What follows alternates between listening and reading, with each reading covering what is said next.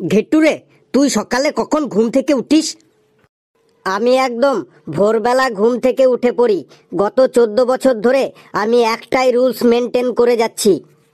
তোর একদিনও দেরি হয় না ঘুম থেকে উঠতে? না, আমার ঘুম থেকে উঠতে একদিনও দেরি হয় না। শোন ঘেটু, যারা দেরিতে ঘুম থেকে ওঠে তারাই আসল মানুষ, আর যারা ভোরবেলায় ঘুম থেকে ওঠে তাদের তো মুরগি বলে। কি, তুই আমাকে মুরগি বললি? পেচি, তুই মুখ সামলে কথা বলবি কিন্তু। ঘেট্টুরে, পেচি ঠিকই বলেছে, মুরগিদেরই তো ভোরবেলা ঘুম ভাঙে। দেখিস না, মুরগি ভোরবেলা ঘুম ভেঙে চিল্লাতে শুরু করে, কক কক কক কক কক কক কক কক কক কক কক কক কক কক। তুই তাহলে কখন ঘুম থেকে উঠিস ফেলু? আমি সকালে উঠিয়া আমি মনে মনে বললি, ধুর, এত তাড়াতাড়ি উঠে কি করব, তাই আরেকটু ঘুমিয়ে পড়ি। এই সবাই চুপ, স্যার আসছে। Good morning sir. Good morning sir. Good morning sir. 12টা বেজে গেছে, আর গুড মর্নিং বলতে হবে না, চুপচাপ বস। এই লেবুকে তো দেখছি না, লেবু এখনো আসেনি। May I come in sir? এই তুই দাঁড়া দাঁড়া, তোকে আমি পারমিশন দিয়েছি যে তুই ভেতরে আসছিস। সরি স্যার, 10 মিনিট লেট হয়ে গেল। কেন তোর 10 মিনিট লেট হবে কেন? তুই বিয়ে বাড়িতে ভোজ খেতে যাওয়ার সময় 10 মিনিট লেট করিস? না স্যার। তুই বন্ধুদের সাথে মেলা দেখতে যাওয়ার সময় 10 মিনিট লেট করিস? না স্যার। তুই তোর বান্ধবীদের সাথে ডিনার পার্টিতে খেতে যাবার সময় 10 মিনিট লেট করিস?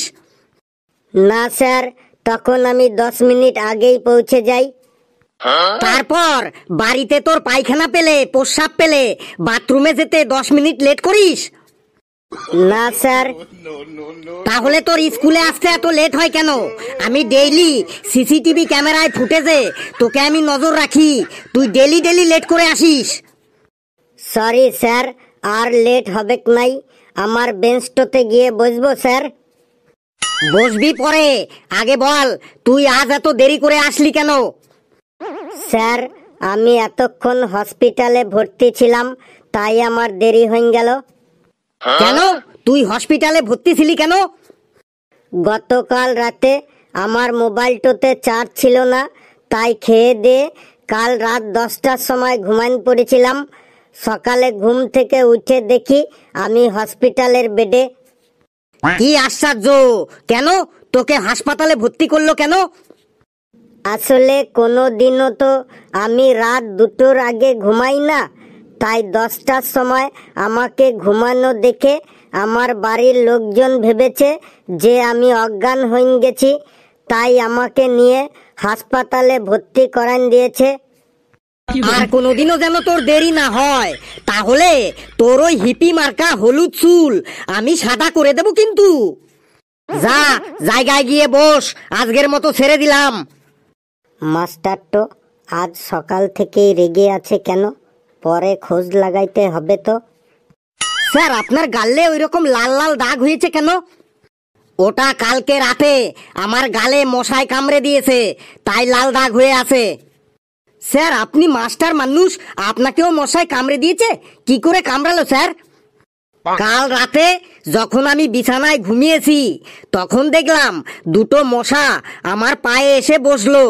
আমি তখন ভাবলাম যে ওরা হয়তো নতুন বিয়ে করেছে, তাই আমার পা ছুঁয়ে আশীর্বাদ নিতে এসেছে, তাই আমি মশা দুটোকে কিছু বললাম না। ও মা, একটু পরেই দেখি আমার গালে কামড়ে দিয়ে চলে গেল। স্যার, আমাকে রাতে ঘুমানোর সময় একটা মশাও আমাকে কামড়াতে পারে না। তাহলে তুই নিশ্চয়ই মশারি টানিয়ে ঘুমাস, তাই তোকে মশা কামড়াতে পারে না। না স্যার, আমি মশারিও টানাই না। তাহলে তুই কি ফর্মুলা ইউজ করিস যে তোকে মশায় কামড়ায় না? স্যার, আমি প্রতিদিন রাতে ঘুমানোর সময় আমার কানের পাশে যখন মশা এসে ভন ভন করে, তখন আমি ওদের মধ্যে একটা মশাকে ধরে মেরে ফেলি। তখন বাকি মশাগুলো ওই মরা মশাটাকে শ্মশানে নিয়ে সৎকার করার জন্য ব্যস্ত হয়ে পড়ে, আর ওরা আমাকে কামড়াতে আসে না। এই যে শুরু হলো তোর ফালতু কথা, একদম ফালতু কথা বলবি না, চুপচাপ বস। লেবু, তুই দাঁড়া। বলুন স্যার। তুই বল, সকাল সকাল ঘুম থেকে উঠে হাঁটাচলা করা ও ঘুরে বেড়ানোর উপকারিতাগুলো কি কি? স্যার, আমি কোনোদিনও সকাল সকাল ঘুম থেকে উঠে ঘুরে বেড়াই না বটে। কেন তুই সকালে উঠে ঘুরে বেড়াস না কেন? স্যার, পৃথিবী তো যখন নিজেই ঘুরছে, তখন আমি আর শুধু শুধু কষ্ট করে ঘুরে বেড়াতে যাব কেন? তোর চুলগুলো কিন্তু সত্যি সত্যি এবার আমি সাদা করে দেব। তুই দুহাত তুলে দাঁড়া। দুঃখটো আমার পেছনে এমন ভাবে লেগে আছে, মনে হচ্ছে আমি যেন ওর প্রথম ভালোবাসা। ওটাকে কালু নাকি? কালু তুই দাঁড়া। তুই বল, গ্রামার কাকে বলে? স্যার, যারা গ্রামে বাস করে তাদের গ্রামার বলে। কি বললি? যারা গ্রামে বাস করে তাদের গ্রামার বলে? তোকে আজ আমি এই গ্রাম ছাড়া করব। তুইও দুই হাত তুলে দাঁড়া। ঘেটু তুই দাঁড়া। তুই বল, এই মোবাইল ফোনের জন্য কাদের সব থেকে বেশি ক্ষতি হচ্ছে? স্যার, এই মোবাইলের জন্য চোরদের সব থেকে বেশি ক্ষতি হচ্ছে। কেন মোবাইলের জন্য চোরদের সব থেকে বেশি ক্ষতি হচ্ছে কেন? স্যার, রাত 3টের সময়ও চোরেরা লোকের বাড়িতে চুরি করতে গিয়ে দেখে সেই বাড়ির কেউ না কেউ জেগে আছে, মোবাইলে ফেসবুক করছে, তাই চোরেরা আর চুরি করতে পারছে না। তাই এই মোবাইলের জন্য চোরেদের সব থেকে বেশি ক্ষতি হচ্ছে। কি সাংঘাতিক অ্যান্সার রে বাবা! মেরে তোর পোকা দাঁত আমি আজ ফেলে দেব। তুইও দুই হাত তুলে দাঁড়া। পেশি তুই দাঁড়া। তুই বল, মাছ কথা বলতে পারে না কেন? স্যার, আপনি যদি জলের তলায় ডুবে থাকেন তাহলে আপনি কথা বলতে পারবেন? স্যার, মাছরা তো সব সময় জলের তলায় ডুবে থাকে, তাই কথা বলতে পারে না। বাপ রে বাপ, তোরা তো দেখছি এক একটা সব গুপি যন্ত্র। স্যার, আমার মাথাটা কেমন যেন টনটন করতে শুরু করেছে। আমি হাত দুটো নামাবো স্যার? সে তোর মাথা টনটন করুক আর যাই করুক, তুই হাত নামাতে পারবি না। Please sir. বেশ, তুই একটা বাক্য রচনা বল, তাহলে তোর আমি হাত নামাতে দেব। স্যার, কি নিয়ে বাক্য রচনা বলবো? তুই চাঁদ দিয়ে একটা বাক্য রচনা বল। চাঁদ দিয়ে। স্যার, চাঁদ দিয়ে বাক্য রচনা বলছি স্যার। কিছু কিছু মেয়ে আছে, তারা একদম চাঁদের মতো। তাদের কোনো নিজস্ব আলো নেই, তারা সবাই মেকআপের আলোয় আলোকিত হয়। বাপরে বাপ, এই তুই হাত নামানো তো দূরের কথা, তুই বেঞ্চের উপর দাঁড়া। তুই বেঞ্চের উপর দাঁড়া তো। এই তোরা কেউ বাড়িতে পড়িস না কেন রে? এই কালু, তুই বাড়িতে পড়তে বসিস? হ্যাঁ স্যার, আমি ডেইলি বাড়িতে পড়তে বসি। তাহলে পড়া ধরলে উত্তর দিতে পারিস না কেন? স্যার, পড়তে বসলেই শুধু উল্টো পাল্টা কথা মনে পড়ে। কি উল্টো পাল্টা কথা মনে পড়ে শুনি? স্যার, পড়তে বসলেই শুধু ভাবি হাতের নখগুলো অনেক বড় হয়ে গেছে, কানের কাছে চুলকাচ্ছে কেন, পিঠে মনে হয় একটা মশা বসেছে, দিন দিন কেমন যেন মোটা হয়ে যাচ্ছি। কাল স্কুলে গিয়ে দই ফুচকা খাবো নাকি জল ফুচকা খাবো। তারপরে ভাবি নেট প্যাকটা আর কতদিন বাকি আছে। তারপর ফেসবুকটা একবার খুলে দেখি কেউ ফ্রেন্ড রিকোয়েস্ট পাঠালো কিনা, হোয়াটসঅ্যাপটা একবার খুলে দেখি যে কেউ মেসেজ করলো কিনা। এই সব করে করে আর পড়ায় মন বসে না স্যার। একটা কথা বলি, মন দিয়ে শোন। জীবনে চলার পথে অনেক অনেক বাধা আসবে, কিন্তু তার জন্য কখনো থেমে যেতে নেই। যত বাধা আসবে তত আরো জোরে জোরে চলতে হবে।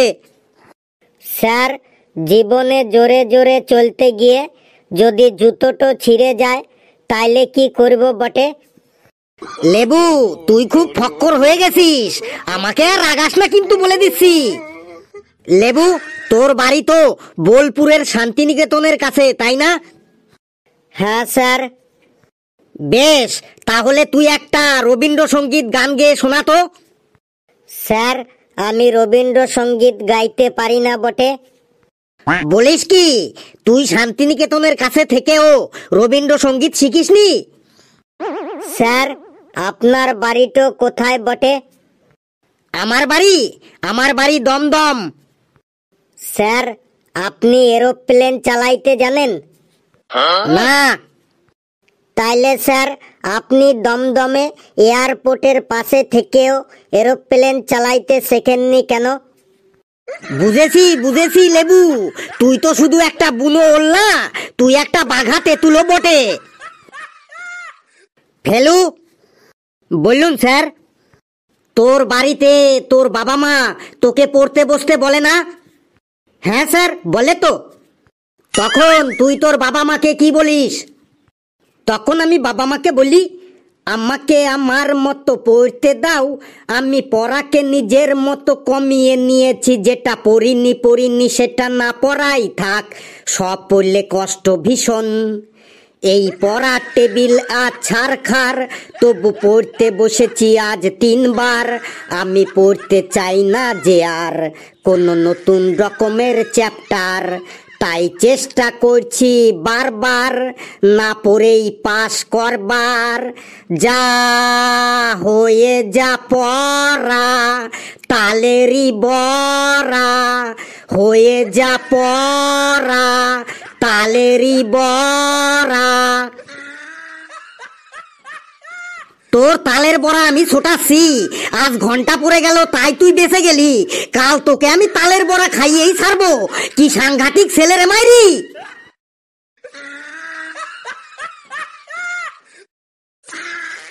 বন্ধুরা, ভিডিওটি কেমন লাগলো আপনারা কমেন্টসে জানাবেন, আর ভিডিওটি লাইক করবেন, যত পারেন শেয়ার করবেন, আর চ্যানেলটিকে সাবস্ক্রাইব করে আমাদের সাথেই থাকবেন।